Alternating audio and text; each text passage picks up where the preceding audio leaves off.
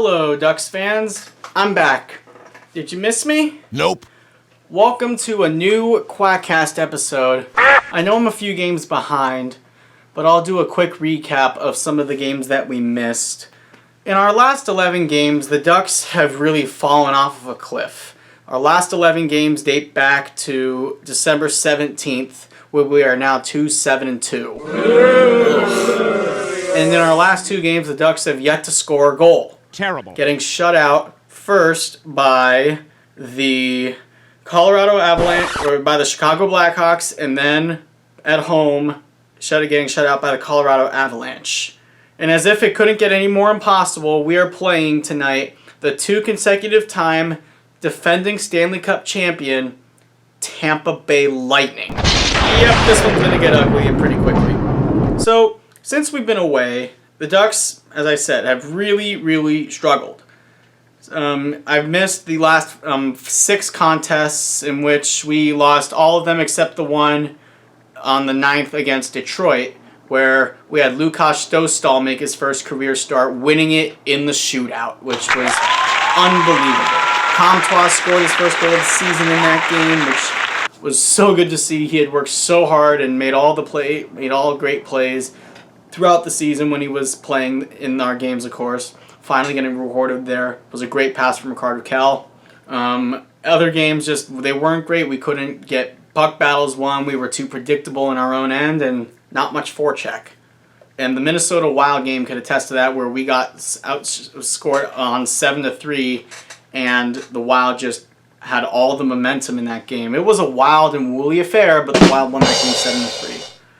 And then, of course, Marc-Andre Fleury, our overlord, shutting us out again and winning his 20th game in 25 tries versus us last Saturday. Absolutely terrible. That is correct. So the Tampa Bay Lightning, most of you know who they are.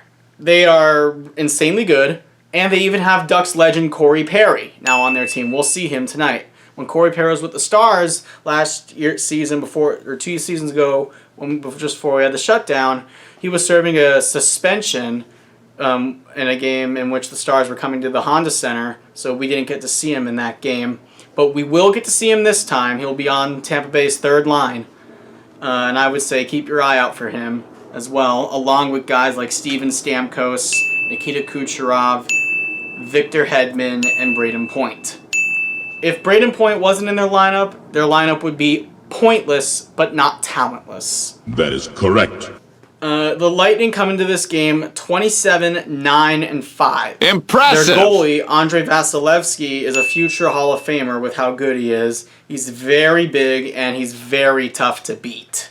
Specifically, Vasilevsky is 6'3", 225, so he's going to fill up a lot of net.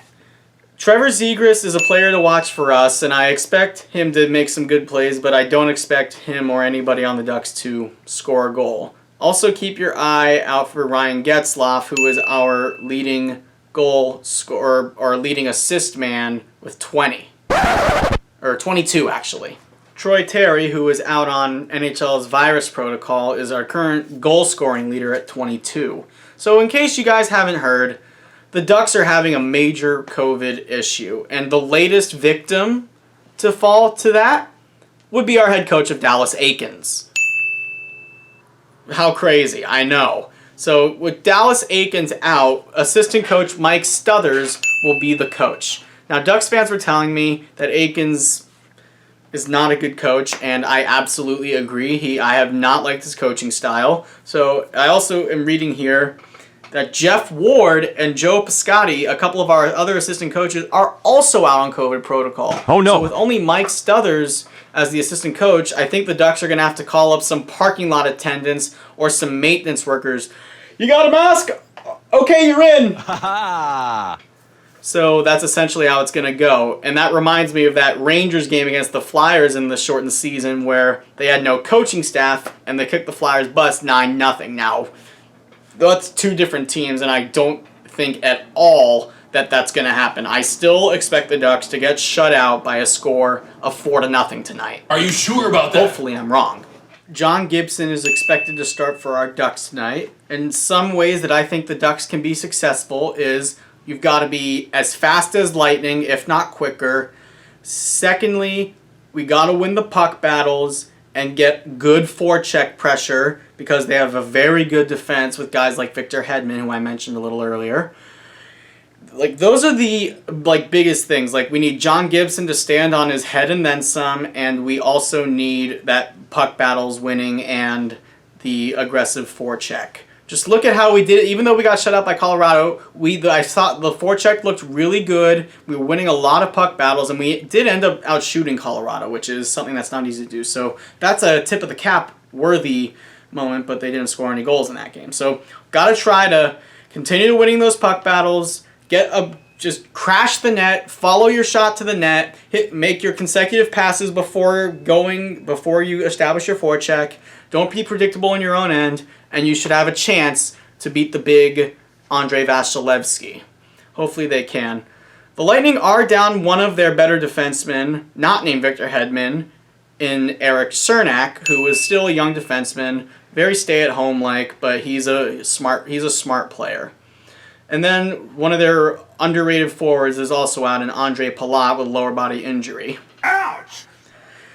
As I said, 4-0 is the prediction because the Lightning have way too many talented players, and I just think it's going to be eventually too much for John Gibson to handle, but obviously very good goalie. So we'll see how that goes. After this game versus the Lightning, the Ducks will make a trip to the East Coast for a long 5-game road trip starting in Boston on Monday.